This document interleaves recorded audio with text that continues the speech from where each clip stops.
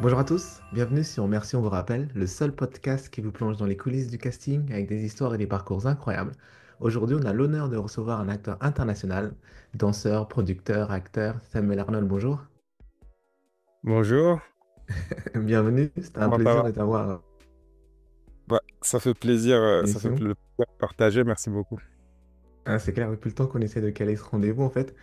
Ma première question pour toi, ça serait, si tu pouvais faire un voyage dans le temps, 24 heures dans le temps, qu'est-ce que tu ferais en fait? 24 heures dans le temps, à partir Ouais. de maintenant, À partir de n'importe quand. à partir de n'importe quand. Ouais, si tu pouvais retourner 24 heures en arrière. Ouah, je sais pas, je pense que... Ah, mais ça, Tu sèches. c'est pour les gens qui ont des regrets. Moi, je suis contente de comment les choses se déroulent et comment les choses se passent. Ah ouais, ok, J'aurais d'accord. peur de retourner en arrière et que ça se passe pas comme c'était censé se dérouler. Jusqu'à présent, toutes mes journées se passent très très bien. Ouais. On voit la bigger picture de ma vie, etc. Tous les événements de ma vie m'ont, comment dire, bien ou mauvais, m'ont amené jusqu'ici et je suis très satisfait de là où je suis en ce moment. Ok. Je suis dans ma famille en France, on s'apprête à fêter Noël. J'ai un petit neveu qui vient d'être né, etc. Oh, félicitations. Merci beaucoup, il y a que des belles choses qui se passent. On essaie au moins de se concentrer sur les choses positives. Donc, non, je pense pas que j'utiliserai ce pouvoir. Je pense pas que j'utiliserai ce Ok, pouvoir. il n'y a pas de problème. Si maintenant tu donnais un peu un contexte à nos auditeurs, tu nous racontes un peu comment toi t'as démarré tout ça et tout, comment t'es rentré dans l'industrie du cinéma. Alors, si je dois vraiment commencer depuis le début, c'est que j'ai toujours été quelqu'un qui était très attiré par l'art. Très, très attiré Ok. par l'art. Moi, je pense qu'il y a beaucoup de gens qui se reconnaissent dans cet archétype. Je suis quelqu'un qui est très introverti, mais on s'en rend pas vraiment compte parce que j'ai un peu un masque d'extraverti. Donc, Ok. comment dire, j'ai toujours eu beaucoup de, même si ça se voyait pas au premier abord, j'ai toujours eu beaucoup de mal à m'exprimer. Et la meilleure façon pour moi de m'exprimer, ça a toujours été à travers l'art. Donc, quand j'étais petit, c'était beaucoup, beaucoup de dessins. Je faisais beaucoup de musique aussi, du rap, et la danse qui m'est tombée dessus. Je me suis Ouais. réveillé un matin et je savais danser. Donc, c'était cool. Donc, je suis parti prendre des cours pour peaufiner tout ça. Ouais. Mais depuis tout petit, je danse autant que je marche. Et ça me permet de m'exprimer. Et je me suis rendu compte qu'en fait, ce que j'aimais, c'était raconter des histoires à travers l'art. C'était raconter des histoires de manière abstraite, de manière plus directe. Et aussi de consommer des histoires. Depuis que je suis tout petit, je suis un gros consommateur d'histoires. Je suis un gros consommateur de pop culture, d'art, de jeux vidéo, de manga, de films, de sci-fi, d'énormément de choses, de toutes ces choses-là de musique, etc., de toutes ces choses-là, en fait, qui nourrissent mon artiste. Mhm. Je me suis rendu compte que la meilleure manière de rediriger tout ça, au bout d'un moment, c'était l'acting, c'était le cinéma, c'était comprendre ses caractéristiques psychologiques à soi pour pouvoir les transformer et devenir quelqu'un d'autre, pour pouvoir servir une histoire, raconter une histoire. Et de fil en aiguille, bah, j'ai fait une école à Paris pour me former. Ça Oui, s'appelle ECAR. Ah ouais, à Vitry-sur-Seine. C'est ça, ouais. Qui s'appelle ECAR. Et c'est une super, je crois qu'ils ont changé les locaux. C'est plus là où c'était. Mais c'était une super école avec des super locaux. Incroyable. Moi, je connaissais rien du tout au cinéma et à l'acting. Je savais juste que c'était ce que je voulais faire. C'était une super introduction. Il y avait tous les métiers du cinéma, dont un pôle pour les acteurs, ce qui voulait dire que les acteurs, en fait, pouvaient tourner dans les productions des réalisateurs. Il y avait les directeurs de casting, il y avait ceux qui Mhm. travaillaient en prod, etc. Donc, c'était un petit microcosme, mais c'était une bonne, comment dire, introduction à ce que le monde professionnel était à l'extérieur. J'ai fait un an là-bas et puis je me suis rendu compte que je voulais pas forcément, comment dire, quand je regardais à la télé, Mhm. en tout cas en France, etc., en fait, je me voyais absolument pas. Et j'avais absolument pas la prétention de penser que j'allais être la première personne qui me ressemblait à devenir un super grand acteur en France. C'est clair. Et, et, Mhm. et, et il y a beaucoup de personnes de couleur en France qui sont extrêmement successful, euh, Mhm. et qui font du stand-up, des trucs comme ça, etc. Et moi, le stand-up, ça me terrifie. Euh, Ça me terrifie. C'est pas quelque chose comment dire, c'est peut-être un truc que je ferais un jour, tu vois. C'est D'accord. souvent bien d'affronter ses peurs, etc. Mhm. C'est pas mon truc, moi, du tout. Moi, j'ai appris le craft, etc. Le métier d'acteur en soi, et pas du Ouais, tout sur le terrain. voilà. Et je me suis dit, bah, en France, il n'y a pas beaucoup d'acteurs de mon âge qui me ressemblent, qui percent. Euh, donc, je vais essayer de voir un peu là où ça marche vraiment. Et Ok. du coup, dans ma tête, je me suis dit les États-Unis. Ah ouais. Et le juste milieu, c'était d'aller en Angleterre, parce que j'avais pas un rond. J'avais pas un rond du tout. Donc, je suis parti en Angleterre avec mes économies. J'ai fait une école d'art dramatique là-bas. J'ai été diplômé. Ok. J'ai resté vivre là-bas, parce qu'il y a une grosse scène là-bas pour le Mm. théâtre, etc. C'est un peu plus dur de rentrer dans le British drama, à la télévision, etc. Bien Surtout quand sûr, tu ouais, es ouais. pas anglais. C'est ça, ouais. Très élitiste sur l'anglais, sur l'accent, etc. Il faut vraiment être Ah, ils sont parfait. fermes. Par contre, au théâtre, ils sont beaucoup plus ouverts d'esprit. Extrêmement ouverts d'esprit. Genre, les castings, ils sont Mhm. super diversifiés. Donc, j'ai eu la chance de tourner beaucoup au théâtre à Ok. London, et de faire des castings entre Paris et Londres. Donc, ma vie, c'était un peu, voilà, je prenais le bus, 8 ou 6 heures de bus pour aller à Paris pour faire les castings. Et puis, je revenais, je faisais Ok. les allers-retours. Et il y a de fil en aiguille, il y a ce casting pour la série Emily in Paris qui est tombé. Mhm. Et, euh, et ouais, je me rappelle avoir bossé sur le personnage qui était bah, très différent de moi.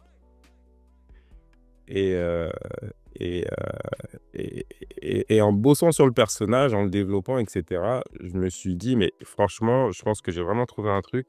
Je pense vraiment qu'on peut Ouais. l'avoir. Et si quelqu'un d'autre que moi a le rôle, j'aimerais bien voir ce qu'il a fait parce que je suis vraiment sûr que je vais tout déchirer. Et j'ai fait le casting Ouais. et je crois ils m'ont fait revenir une fois pour rien à Paris. J'ai Ok. attendu une semaine, on m'a pas rappelé. Je suis rentré à Londres, toujours dans mon bus. Et ils m'ont rappelé encore une fois et c'était parce que la fois d'avant, en fait, les Américains n'étaient pas à Paris et qu'ils voulaient me voir en personne. Ok. Donc, j'ai fait le casting avec Darren Star, le créateur du show. Et ça s'est super bien passé. Et puis, the rest is history. On est à ça. On est en train de. On vient de sortir la 4e saison, là. Ouais, c'est ça, ouais. On reviendra en détail là-dessus si tu veux bien. J'aimerais qu'on fasse un petit retour en arrière parce que quand je préparais l'émission, je regardais. Toi, tu as participé à La France a un incroyable talent. Ouais, ouais, ouais, Tu ouais. nous parles un peu de cet épisode de ta vie? Ouais, alors, comme je le disais, je dansais. Ouais. Je dansais. Je crois que j'ai découvert que je savais danser. Je devais avoir genre 10, 11 ans, un truc comme ça. C'était une boom de l'école. J'ai commencé à faire Ouais. du hip-hop, du smurf, ouais, du pop-in, ondulation, tout ça. Je sais pas où j'ai vu ça, mais j'ai commencé à le faire et sans aucun problème. Du coup, je suis allé au cours de hip-hop de Mhm. mon quartier, qui était tenu par Mohamed Amira, euh, euh, D'accord. qui lui, en fait, est un danse depuis très très longtemps, et notamment le style Jackson. Et en fait, il danse, Ok. il avait un site internet qui s'appelait Secret of Moonwalk où il apprenait aux gens les pas de Michael Jackson, etc. Ah ouais. Et donc, dans les fans de Michael Jackson à Paris, en fait, il était un peu la référence. Il dansait, c'est vraiment impressionnant comment il danse. Il danse vraiment le style de Michael Jackson, mais il le fait à sa façon, etc. C'est vraiment impressionnant. Il avait une petite notoriété quand même. Mhm. Et, et en 2009, on a Michael Jackson qui décède. Ouais. Et il y a M6 qui le contacte lui et qui dit ouais, on aimerait bien que tu participes à la France en incroyable talent, tu nous prépares des shows, etc. Et puis ça fera un hommage à Michael Jackson, ça passe là. Et lui, il dit ouais, je veux bien, mais seulement si vous m'autorisez à venir avec mes jeunes. Trop bien. Donc moi, ça faisait un moment que j'en sais plus avec lui, etc. Il est venu toquer à ma porte un matin, Samuel, est-ce que tu veux faire la France en incroyable talent? Moi qui suis jamais sorti de mon quartier, je me dis mais qu'est-ce qu'il me raconte lui? Au final, j'ai fait OK, on a commencé les entraînements et puis un mois plus tard, on était en prime, c'est quoi, c'est M6 ça? Ouais, c'est Ou un truc. M6, ouais. Ouais, c'est M6, M6, ouais. en prime sur M6, on fait les sélections, boum, ça explose, demi-finale, finale. On gagne pas la finale, mais c'est quand même incroyable. Moi, je Ouais. suis au lycée en plus à ce moment-là, donc c'est cool de rentrer au lycée et tout le monde t'a regardé à la télé T'es et tout, c'est reconnu, ouais, c'est stylé. ça. Ouais. Voilà, c'était une petite introduction. Mais cette expérience aussi, elle m'a permis d'avoir de l'assurance sur l'envie de devenir acteur, de me Ok. dire que c'est possible d'atteindre ces sphères-là, parce que ouais, ça nous a quand même, ça nous a fait voyager. On a fait des tournées après ça. On a eu l'opportunité ouais, de tourner un peu partout. On a dansé au Palais des Festivals à Cannes. On a dansé dans des énormes scènes, toutes énormes scènes en France, ou du nord au sud. Ouais, franchement, c'était cool de vivre, de ressentir un petit peu ce que ça pouvait être de vivre de sa passion. Mhm. Et puis, suite à ça, moi, j'ai continué la danse jusqu'à ce que je me reconvertisse et que j'aille faire des études d'acteur. Comment justement t'as vécu ce moment, tu fais La France a un incroyable talent, c'est quand même des millions de vues sur M6, c'est beaucoup de gens qui regardent. Toi, tu es au lycée à ce moment-là. Donc comment tu te sens, genre, avant de passer sur scène, etc. Est-ce que tu as la pression, tu es stressé, tu te dis, ah, tout le monde va me regarder, si je me plante, ça va pas parler. C'est marrant, c'est marrant comme question parce que aujourd'hui, j'aurais peut-être pensé comme ça. Ouais. Des fois, on pensait absolument pas comme ça. Nous, on s'amusait en fait. On était Ok. complètement, ouais, comme des enfants. Il y avait beaucoup d'innocence et il n'y avait pas de overthinking comme ça. Je pensais pas plus loin que le show en fait. Et puis, on était tellement Mhm. passionnés par la danse que le plus gros problème, c'était juste de faire meilleur que la prestation d'avant. Ok. Ou des fois, tu vois, il y avait des petites compétitions entre nous aussi, essayer d'être meilleur que le mec qui était à côté de nous, etc. Ou genre passer un beau moment. Mais il y avait la conscience que le monde nous regardait, mais c'était plus quelque chose de positif qu'une pression. C'est plus, Ok. ah, enfin, les gens, ils vont voir ce qu'on sait faire, tu vois. C'était plus comme On ça. va on va leur montrer. Ouais. Maintenant, si on revenait justement tout à l'heure, tu parlais du casting de Emily in Paris. Si on revenait là-dessus, comment toi t'as entendu parler de ça et comment tu t'es préparé après en fait pour passer l'audition? Alors, bah, moi, j'avais un agent en France. Mhm. J'ai eu la chance de décrocher un agent en France. Mon école, elle organisait des showcases. Donc, en fait, c'est Ok. à la fin de l'année, on fait une sorte de spectacle Ouais. où voilà, les acteurs viennent faire des scènes devant des professionnels, que ce soit des directeurs de casting, des producteurs, des réalisateurs et des agents. À la suite de mon showcase, j'ai décroché un agent en France et j'avais un agent en Angleterre. Donc, c'est pour ça que je faisais des castings dans les deux pays comme ça. Ok, ouais. Et mon agent en France, qui était super d'ailleurs, euh, elle m'appelle pour me dire oui, il y a une série américaine qui va se tourner à Paris avec Darren Star et Lily Collins en actrice principale. C'est énorme comme machine, comme contexte, etc. Donc, Bien il faut que sûr. tu fasses le casting. C'est comme ça que j'en ai entendu parler. Donc, c'est très conventionnel en général. Tu reçois un casting à travers ton agent et tout. Et, euh, et du coup, je reçois le rôle. Je reçois le rôle. Et, euh, et c'est cool parce que ça faisait pas longtemps que je sortais d'école, donc j'avais toujours aussi tout ce qu'on m'avait appris, comment Bien sûr, break en down tête. un personnage, break down une histoire, ça passe à ta. Donc j'ai été très académique Là-dessus. là-dessus. J'ai récupéré le personnage de Julien. J'avais quoi comme information? Je savais que Julien était quelqu'un qui faisait partie des comedic relief, Ok. donc il était là déjà pour faire rire. Bien sûr, Euh, ouais. qu'il était très fashion. Ouais. Euh, non, non, pas forcément fashion, mais qu'il était très classe. Ok. Toujours well put together, tu vois, bien habillé, etc. Qu'il était très sarcastique, sassy, un peu efféminé, etc., etc. J'avais toutes ces informations Ok. et bah, j'ai dû créer quelque chose à partir de ça. Et il faut Mhm. savoir que le personnage, il n'était pas comme on le voyait, comment il était écrit, il n'est pas comme on le voit avec autant de couleurs et de vêtements qui sont maintenant une de ses caractéristiques principales. Mhm. Et plus col roulé noir, très Sobre. vraiment et puis avec les répliques incisives, etc. Et puis c'est pendant les essais costumes, on a mis de Ouais. la musique, on a dansé. Moi, j'ai commencé à aller chercher des vêtements un peu plus colorés, etc. Et on s'est dit non, en fait, le personnage, il est elle est un peu plus pétillant que ça. Donc, c'est comme ça aussi que le personnage est devenu ce qu'il est aujourd'hui. Donc tu lui as donné un peu de toi, tu veux dire, en fait, c'est qu'il a pris un peu plus Ouais, après, par définition, les personnages, c'est nous qui les jouons. On peut faire genre qu'on est quelqu'un d'autre, mais c'est forcément une partie de nous qu'on développe à ce niveau-là. Après, c'est un personnage qui est beaucoup. Moi, j'ai beaucoup utilisé mon background de danseur pour le faire. Ok, ouais. Mhm. Il a une manière de se tenir, il a une manière de bouger, etc. Et je me suis rendu compte que quand je l'approchais en tant que danseur, c'était beaucoup plus naturel de le faire bouger de cette manière-là, parce que moi, je bouge pas comme ça. Et, et donc, il y a beaucoup de rythme et de danse j'écoutais, comment dire, j'écoutais, je me faisais les albums de Beyoncé un par un parce que je Ah, savais que Julien il devait être complètement fan de Beyoncé et j'essayais de danser comme Beyoncé, d'écouter des trucs de Beyoncé. J'avais ce rythme-là à chaque fois dans ma tête juste pour le swag parce qu'il a énormément de swag bien et sûr. pour les girly, pour le côté, tu vois, c'est un peu Nanana Diva is the female version of a house. Là. Tu vois, c'est un peu ça, Julien. Donc, il y avait un petit Euh, peu ça dans le corps pour tout ce qui est un peu plus instinctif. mhm. Après, pour la partie un peu plus intellectuelle, évidemment, j'ai essayé voilà, de créer son background.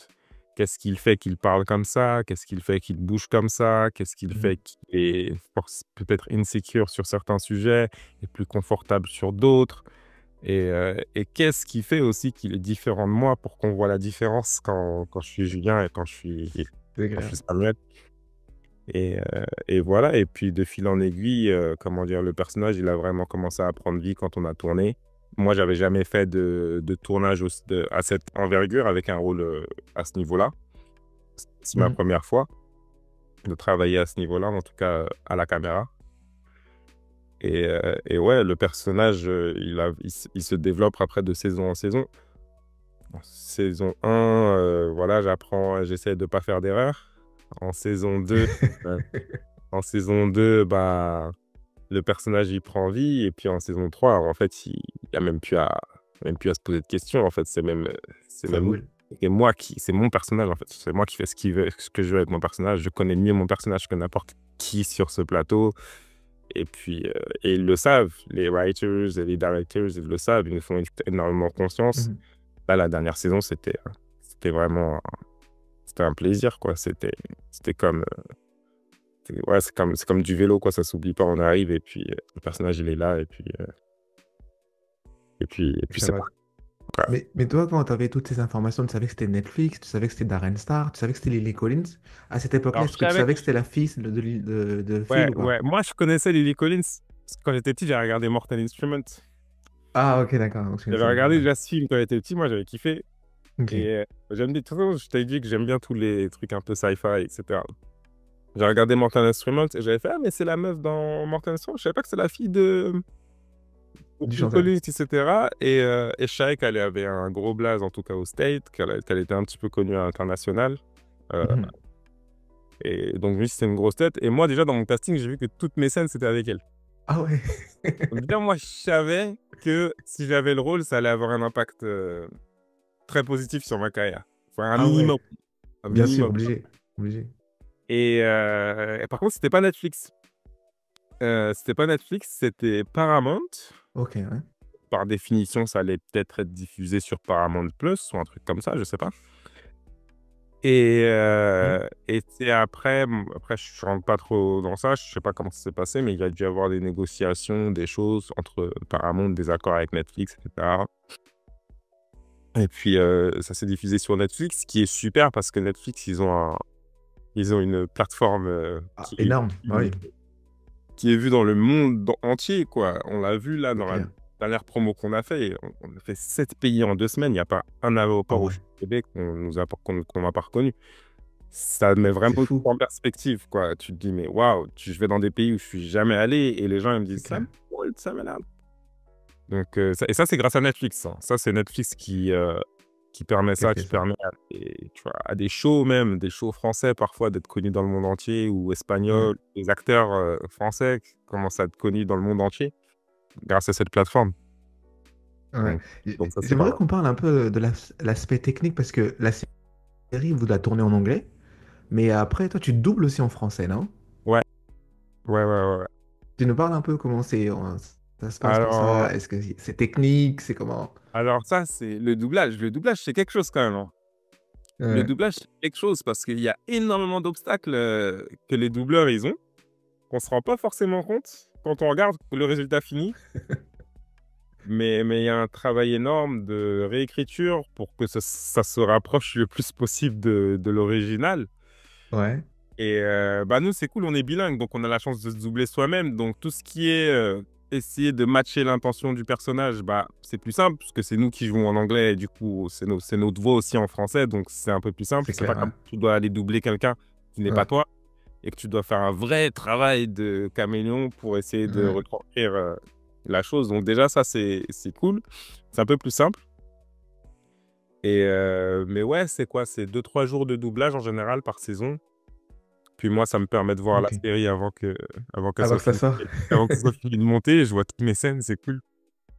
Mais Et est-ce que c'était un choix pour toi de faire ton propre doublage ou on vous l'a proposé? Parce que généralement, soit c'est certaines personnes, elles sont ouais. doublées autrement, ou tu as voulu vraiment dire, ouais, je veux me doubler moi-même.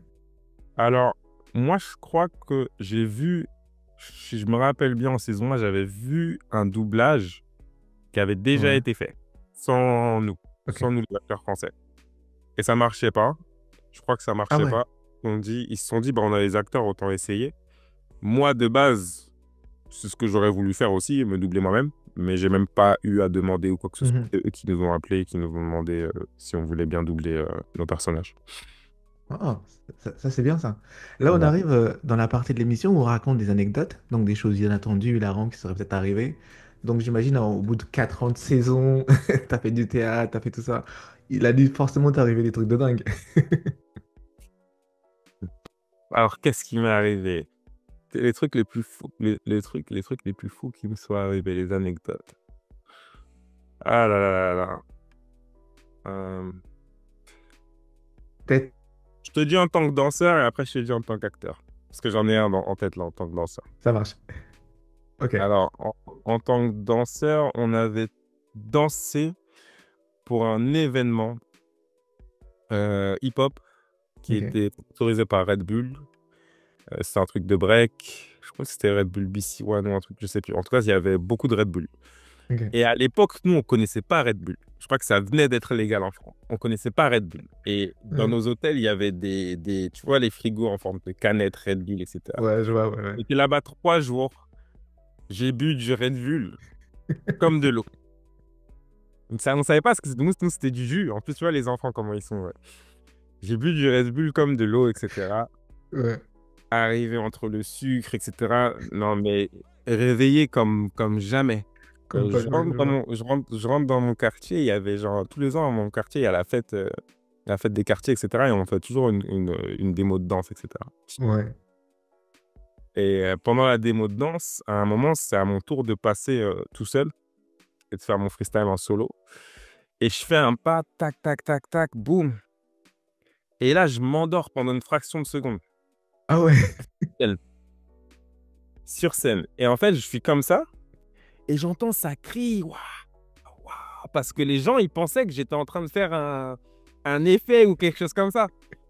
Et je me suis rendu compte que je dormais, j'avais les yeux fermés, je me suis dit, merde, je suis sur scène, je suis en train de dormir là. Et je me suis réveillé et j'ai essayé de faire essayer de rattraper le truc, etc. C'est ouais. passé comme une lettre à la Crème, poste. c'est passé Mais crème. oui, je me suis déjà endormi sur scène. Ça, c'est une dinguerie. Euh, En termes, une anecdote que j'ai vécue en tant qu'acteur. Euh, Bah, je crois que j'ai le plus. Il y a énormément de dingueries qu'on a fait pour le tournage d'Emily in Paris aussi, qui était cool, on s'est bien éclaté. On est J'imagine. un peu la colonie de vacances à Paris. Ouais, On travaille quand même, hein, un minimum. Faut bien sortir les épisodes au bout d'un moment, mais c'est clair. on s'entend très bien dans le cast d'Emily in Paris. Du coup, on sort beaucoup ensemble. Dès qu'on a un petit peu de temps, on part se faire des voyages, etc. Même pendant le tournage, dès qu'on on a des gaps, qu'on tourne pas pendant plusieurs jours, on essaie de kiffer un petit peu. Mhm. Et sinon, ouais, tourner avec des grands acteurs ou des gens que j'ai vus avant même de savoir que j'avais moi envie de devenir acteur à la télé, des Mhm, choses comme ça. Je crois que quelque chose qui va me rester, c'est d'avoir été sur scène pendant 6 mois avec Ray Fiennes, mhm. et notamment La Liste des Schindler, Voldemort, etc. Bien sûr, ouais. Et, et en fait, j'ai eu l'impression que mon niveau d'acting, il augmentait juste parce que j'étais sur scène à côté de lui. C'est clair. C'est ça senti la Vraiment. force. Donc ouais, ça, c'était une bonne, comment dire, c'est une bonne expérience. Et si on parlait un peu maintenant de l'impact de la série, comment toi t'as vécu un peu ce passage de l'anonymat à la...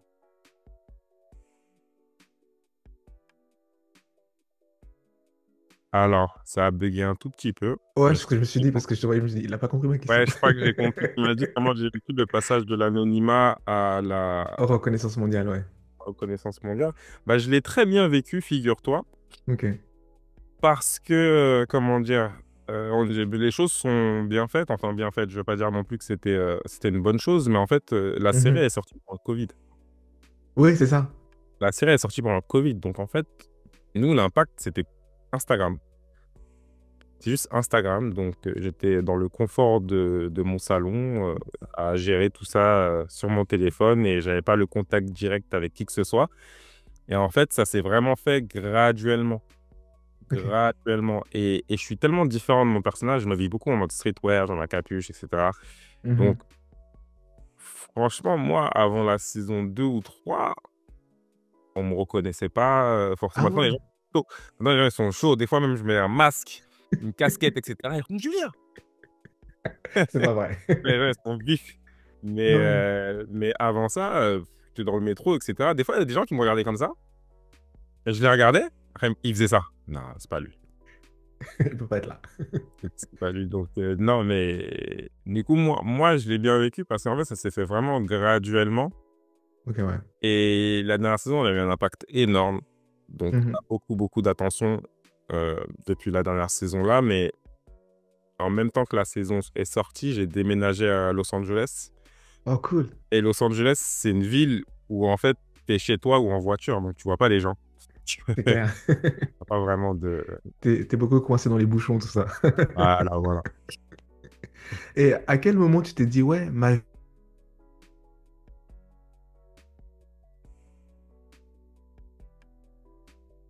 ça a bugué, c'est Ouais, bon? ouais, désolé. Je disais, Ce que je bouge pas, c'est que t'as frisé à mon écran, sur mon écran.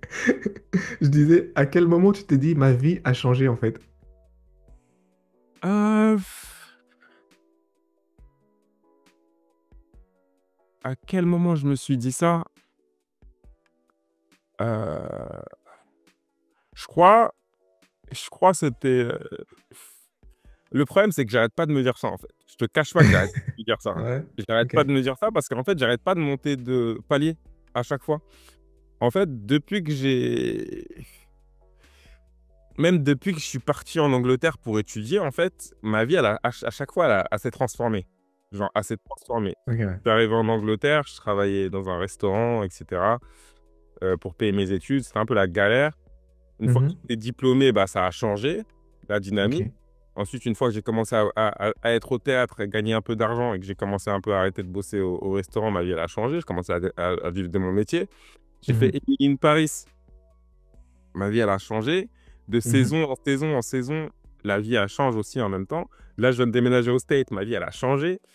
En Ok, fait, ouais. je pense que comme je suis dans une période de, comment dire, exponentielle, et j'espère que ça va continuer, Bien sûr, ouais. en fait, c'est pas encore settled, c'est pas encore stable. Donc, en fait, c'est que du changement sur changement sur changement. Et ma vie, ce mois-ci, ne ressemble pas à ma vie le mois dernier. Et Mhm. j'espère que le mois prochain, pareil, jusqu'à ce qu'on atteigne un bon niveau et que ça se stabilise. Mhm. Tu nous parlais que maintenant tu t'es installé à LA. Toi, tu Mm. voyais comment ça à LA avant d'y arriver, quoi? Quand tu étais en France? C'est quoi l'image que tu te faisais de LA, en fait? J'avais pas une bonne image de moi, avant d'y aller. Moi, je Ouais, voulais vivre à New York. Je voulais ok. vivre à New York. Moi, je voulais pas vivre à Fashion. LA. Je suis parti à New York, j'avais kiffé, etc. Et en fait, LA, c'était pas du tout le goal. Je voulais aller vivre à New York. Et en fait, je suis allé à LA en vacances pendant 2 mois.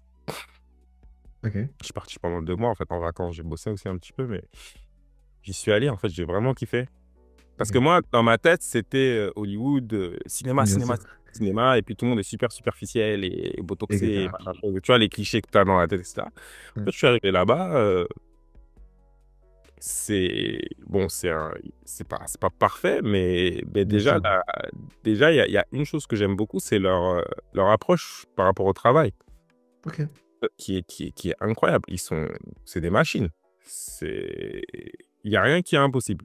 Tu vas arriver en réunion de production, tu vas dire je veux faire ça. D'accord. L'idée la plus loufoque du monde. On va te dire ok, bah pour faire ça, voilà la solution, voilà la solution. Ils apportent que des solutions. Ok. Alors je suis un peu plus habitué en France à ce qu'on me dise les problèmes ou les obstacles et C'est ça. pourquoi ça va pas marcher et pourquoi c'est une prise de risque. Et Ouais. eux, c'est des prises de, Tout est c'est un possible. tout est possible, c'est un peu le truc d'opportunité. Après, ils sont un peu extrémistes à ce niveau-là, faut qu'ils chill aussi un peu. Ils vivent vraiment que pour le boulot. Mais moi, je kiffe, tu vois, en tant qu'acteur qui est en train d'essayer de se faire et tout, c'est vraiment un bon endroit. Je pense que si j'étais pas acteur, je vivrais pas là-bas. Mais ouais, en tant Ouais, qu'acteur, clairement. tellement d'opportunités et t'es tellement respecté pour ton travail et reconnu Mhm. pour ce que tu fais. Quand t'as fait un truc, en fait, on te reconnaît et on te dit, ouais, c'est bien ce que t'as fait. T'es pas obligé de toujours reprouver, prouver Bien et te sûr, ouais. prouver comme ouais, c'est cool. Et puis en plus, je suis français, donc je suis un peu le roi du. C'est un peu, tu vois, t'es exotique. Ouais, t'as le Frenchie là-bas. Ouais, t'as le Ah, les Frenchie. Français, tu vois ce qu'il est. Donc c'est cool, c'est devenu une force d'être français. Donc Ouais. là-bas, c'est bien à ce niveau-là. Et puis c'est les États-Unis, c'est un petit peu un rêve, tu vois. T'as l'impression que t'es dans un film quand t'es là-bas, Bien etc. sûr. Il y a Le rêve énormément de américain, quoi. défauts. Je ne vais pas m'étaler sur les défauts de ce pays. Mais, On va euh, pas rentrer en mais détail. bon, il y a du bien et du mauvais partout. Après, faut se focaliser sur le positif et voir ce qu'il y a à apprendre pour soi. Et puis voilà, hein. Ok. Avant qu'on continue l'interview, là, on arrive à la partie qu'on appelle la question complice. Ça veut dire qu'on a Mhm. posé une question, c'est une question qui vient de ton entourage.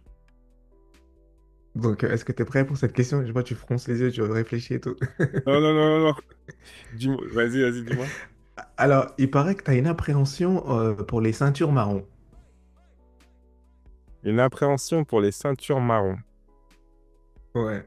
C'est-à-dire. Karaté. T'aurais Ah, quelqu'un qui serait devenu une arme c'est blanche? C'est Stéphanie? C'est Steph? Ouais. Non, parce qu'elle m'a dit qu'elle a passé son. Elle m'a dit qu'elle a passé sa ceinture marron et que maintenant c'est une arme blanche. Ouais. Donc, T'as- euh, donc on a un peu rigolé sur ça parce que j'ai dit, il faut que tu fasses Ok. attention. Une arme blanche, t'es dangereuse. C'est clair. Si on parlait un peu de ton retour à ta ville natale, parce que toi, tu es du 77, Montero, Mhm. et tu Ouais, retournes c'est ça. souvent là-bas. Est-ce que c'est important pour toi de tourner, revenir aux sources? Bah ouais, c'est important parce que j'ai beaucoup d'amis là-bas déjà, des gens qui sont un peu comme ma Mhm, famille, etc. J'ai grandi là-bas mhm. et ça me fait toujours plaisir de revenir aussi. Ça me fait toujours Ok, plaisir de revenir, de voir un petit peu. Ça fait très très longtemps que je suis parti. Genre, à partir du moment où j'ai commencé à faire mes études, je suis parti en fait. C'était même bien avant Emily in Paris. Du coup, de revenir, c'est un peu, tu vois, ce côté nostalgique toujours quand je reviens. Et puis, en plus, on a réussi plus ou moins à mettre des trucs en place avec la ville et tout, etc. Où on organise des choses où je discute avec les jeunes. Euh, je discute avec les jeunes de la réussite, etc. mhm. Voilà, de ce que c'est de créer ses propres opportunités, euh, de pas attendre après les gens, etc. Et que c'est pas parce qu'on est issu d'un quartier, dans une région un peu défavorisée qu'on n'a pas qu'on n'a pas les chances de réussir dans ce qu'on veut réussir, quoi. Peu importe le domaine. Donc ça, c'est le message que tu essaies de leur transmettre à chaque fois que tu fais tes visites, en fait? Ouais, bah ouais, parce que c'est un petit peu aussi les challenges que moi j'ai eu aussi à faire face. Moi, j'avais, comment dire, moi, depuis que je suis tout petit, j'ai envie de devenir acteur. Je regardais. Le Prince de Bel-Air, etc., je voulais faire la même chose. Mais entre Mhm. ce que tu as envie de faire et te dire que tu vas le faire, il y a un monde. Bien sûr, ouais. Et, euh, et, et quand tu vis dans dans un certain environnement où tu n'as pas forcément, comment dire, tu vois pas forcément comment tu pourrais passer de là où tu es à ton Cette rêve. étape, ouais. Tu vois C'est ce que je clair. veux dire? Et moi, j'ai eu la chance, voilà, de faire de la danse et toujours d'avoir des opportunités artistiques qui me sont tombées dessus et je les ai Mhm. saisies aussi. Mais ça m'a donné beaucoup de confiance en moi et ça m'a donné envie d'aller plus loin, etc., etc., etc. Après, je dis ça, mais il y a beaucoup de jeunes à qui je parle qui, eux, sont déjà... Moi, j'arrive en me disant, il faut que je les motive. Et quand je parle avec eux, en fait, ils sont déjà Mhm. beaucoup plus loin que moi, je ne l'étais quand j'étais à leur âge dans la même situation. Donc, C'est bien. je me demande si ça m'apporte pas plus à moi que ça leur apporte à eux quand on fait les... quand on fait des réunions, Ouais, je pense qu'il y a un échange en fait. ou Ouais, je quoi, pense que c'est c'est donnant-donnant en fait. Tu leur donnes un petit peu, ils te exactement, redonnent derrière aussi, ouais. exactement. Si maintenant on parlait un peu de ton côté multidisciplinaire, ça veut dire que toi, tu es acteur, réalisateur. Comment tu jongles un peu avec ces casquettes? Parce qu'il n'y a pas longtemps, tu as tourné un court-métrage aussi.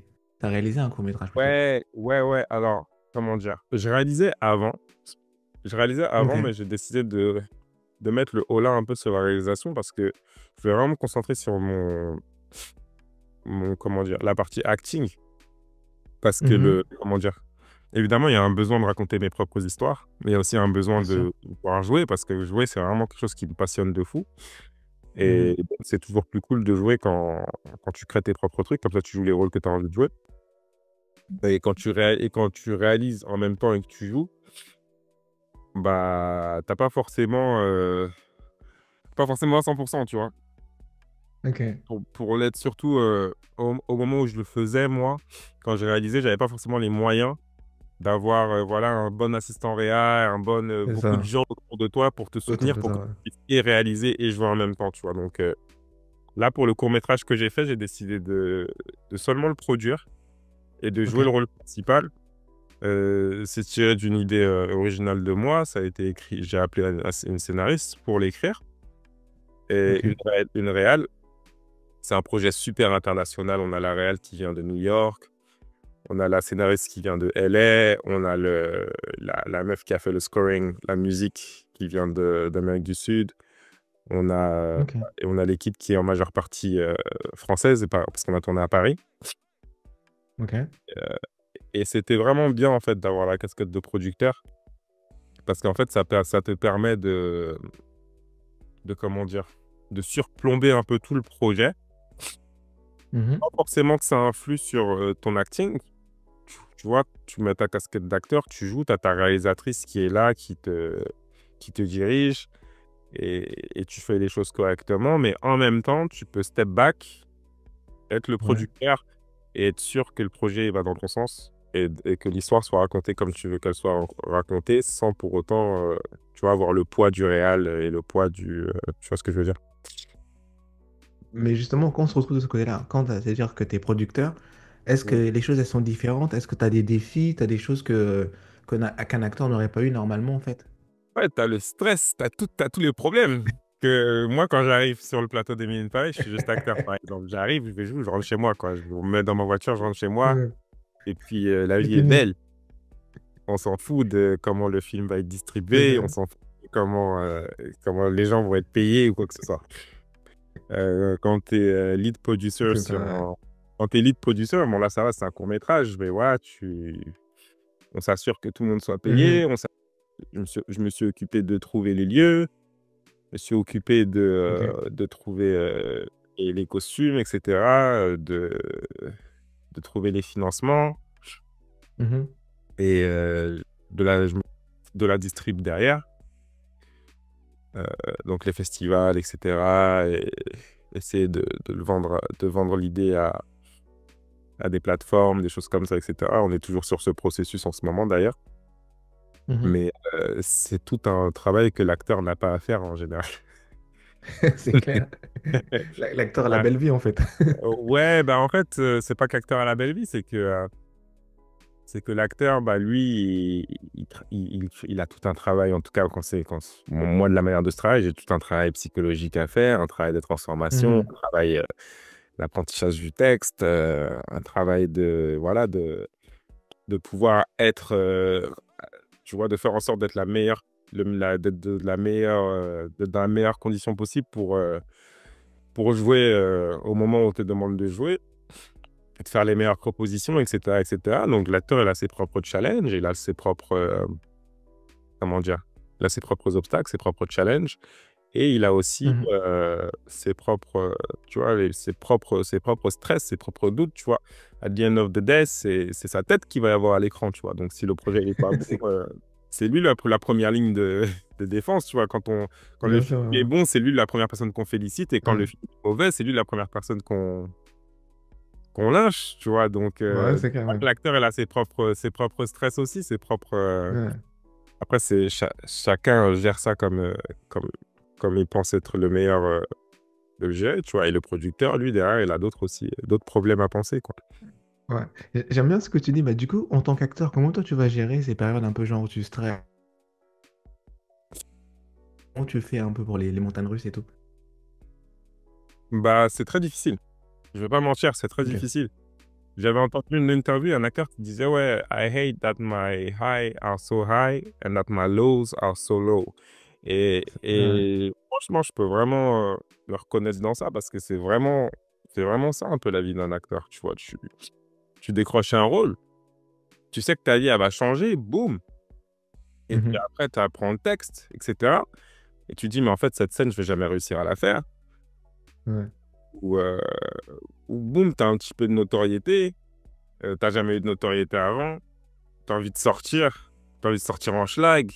Tu peux plus? T'es dans un beau quartier de Paris, etc. Tu es dans un hôtel, un beau quartier de Paris, un truc comme ça. Tu as envie de sortir en schlag. Bah, au final, tu te dis, vas-y, je sors pas, la flemme. J'ai pas envie d'être reconnu ou un truc comme ça. Hmm. Ou des fois, t'as des stress pour rien. Tu te montes la tête, des choses comme ça.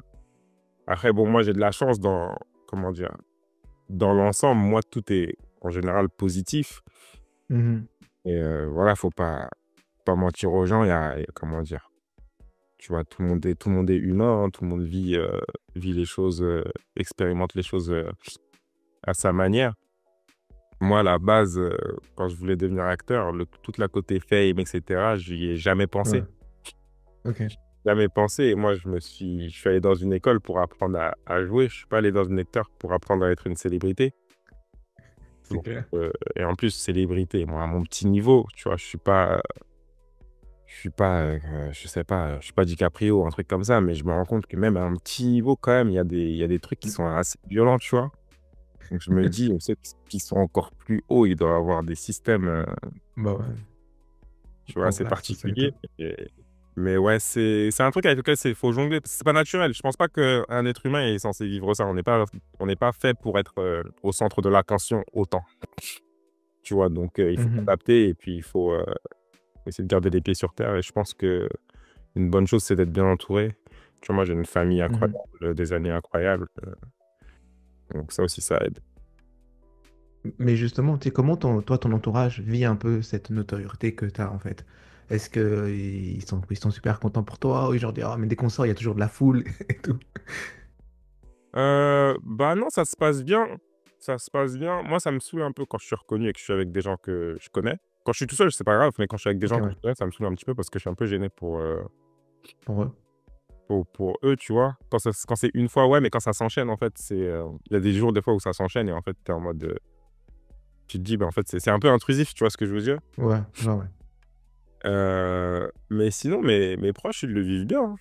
Ils le vivent, ils le vivent bien, ils sont contents, ils sont encourageants. Euh, et c'est pas, comme je dis, hein, je suis pas Johnny Hallyday, hein, c'est pas comme si on sortait dehors et il y avait un raz-de-marée, etc. Mais non, c'est cool. C'est cool. Quand je pars chercher mon neveu à l'école, il se la raconte et tout. Ah, c'est cool ça. Des petits trucs comme ça qui sont marrants, c'est stylé. Et puis, Ouais. ouais. Mais pour le moment, c'est soft, c'est cool. Et puis, comme je dis, là, j'ai déménagé à LA, donc en vrai, je vis normal. Il n'y a pas Ouais, de. ouais, là, tu retournes à l'anonymat en fait, ouais. Bah, pas dans l'anonymat, mais les gens, ils te reconnaissent, mais c'est pas la même dynamique, en fait. Ils ont tellement l'habitude que. Tu vois. Après, ça dépend Ils où envoient tu tout vas. le temps. Ça dépend où tu vas. Genre, si je vais dans un endroit où il y a les fans d'Emily in Paris, ça va être le bordel. Mais si je vis ma vie normale, en fait, Ouais, les gens, ils peuvent te ok, reconnaître et dire, ah, bah, j'aime bien ce que vous faites. Et puis ça s'arrête là, tu vois. Et puis point. bien sûr, ouais. Mm. Ça va plus loin. Tu sais, tout à l'heure, tu parlais, tu aimerais bien raconter tes propres histoires. Est-ce que tu peux développer un peu là-dessus? C'est quel genre d'histoire tu veux raconter en fait? Bah, il y en a plein, tu vois. Il y en a énormément. Là, on est en pré-production là pour un film d'un ami à moi qui voulait Mhm, que je produise. Euh, ça parle de, ça parle des agressions faites aux enfants. Ça parle d'être ah, des ok. agressions faites aux enfants. Et le film, il a pour but à réveiller les consciences et à montrer un peu les signes, tu vois, Mhm, pour sensibiliser les gens. Parce que des fois, il y a des signes qui sont pas forcément visibles, mais qui reviennent souvent dans ce genre d'histoire.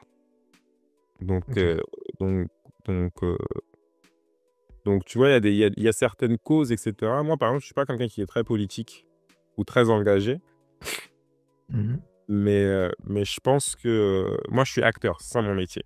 C'est ça que je sais faire, tu vois. Et je pense qu'il y a énormément de causes, par contre, qui me touchent et qui me tiennent à cœur mhm, et que j'aimerais pouvoir, comment dire, et que j'aimerais pouvoir défendre à travers le cinéma ou d'autres formes d'art, d'accord. plus tard. Mais voilà, tu vois, je pense que chacun est sur cette terre pour faire ce qu'il a à faire. Et il y en a Mhm, qui sont là pour prendre le micro et monter sur scène et galvaniser les foules. Et il y en a d'autres qui sont là pour écrire des poèmes, pour écrire des films ou voilà, pour faire de l'activisme ou quoi que ce soit. Et je me dis que déjà, il y a cette partie-là. Il y a une partie où mhm, tu peux voilà, essayer de spread du bien à travers ton art, à mhm, travers ton film. Et aussi, il y a une autre partie où, en fait, je veux raconter mes histoires parce que je veux kiffer. Je suis une audience. Je bien sûr. suis, comment dire, moi, je suis un spectateur avant tout. Tu vois, il y a des trucs que je regarde à la télé, etc. Je me dis, mais purée, mais moi, je l'aurais mieux fait ou j'ai une idée qui est aussi mieux que ça. Parce que, euh, parce que le cinéma, c'est aussi de l'entertaining, tu vois. C'est aussi de Mhm, l'entertainment. Et, et j'ai plein d'idées, j'ai plein de trucs que moi j'aimerais jouer et que j'aimerais faire et que j'aimerais faire découvrir, etc., etc. Et avoir la possibilité euh, d'avoir le contrôle sur ça et sur ces histoires, bah, ça te permet de le faire et donc c'est cool.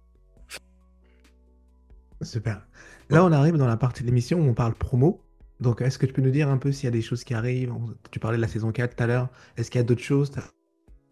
Je sais que au Canada, tu avais tourné un truc. Ouais, j'ai tourné un film au Canada que j'aimerais bien voir. Ok. J'aimerais bien voir, non, mais ils sont en période de... Je crois qu'ils sont entrés en période de distrib. Le film, il est fini. Ok, Je trouve vraiment d'accord.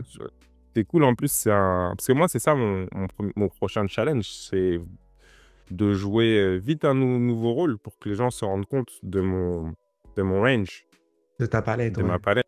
Je crois que Mhm, ça a toujours été ça, ma force. Euh, c'est ma capacité à changer à chaque fois vraiment de personnages, mais de bien les définir, etc., pour qu'on me reconnaisse pas. Et c'est pour ça que j'étais content de jouer Julien. Je me suis toujours dit, ouais, Julien, c'est tellement cool, il est tellement spécifique. Le prochain rôle que je joue, c'est mhm, complètement différent, tu vois. Donc c'est ce que j'ai fait au Canada. Ce que j'ai fait au Canada, on mhm. a fait un film tiré d'une nouvelle de Charles Dickens qui s'appelle Ok, The Great Expectations. Et on a fait une adaptation qui d'accord, ouais. s'appelle Expectations, donc qui est un peu plus moderne. Et c'est une sorte de murder mystery, tu vois. Et moi, je joue un Je mec, vois, ouais. tu vois, opportuniste, trader. Voilà, un peu, voilà, tout le monde essaye. Il y a de l'argent à récupérer. Il y a une dame, une grand-mère qui va mourir et donner sa fortune à quelqu'un. Et Ouais. il y a que on est tous des frères et sœurs adoptifs. On s'aime pas. Et on veut tous l'argent. Donc, on passe tous une nuit dans un manoir coincé dans la neige et il y a des gens qui commencent à mourir. Ok, Donc, ouais, on a tourné ça. Ça fait quoi? Ça fait un an ou deux qu'on a tourné ça déjà. ok, Ce serait cool de voir ça. Sinon, à part ça, je suis vraiment en mode producer en ce moment. Donc, ok. mon court-métrage que j'ai fait qui s'appelle Nolan's Treasure. où j'ai le rôle Mhm. principal.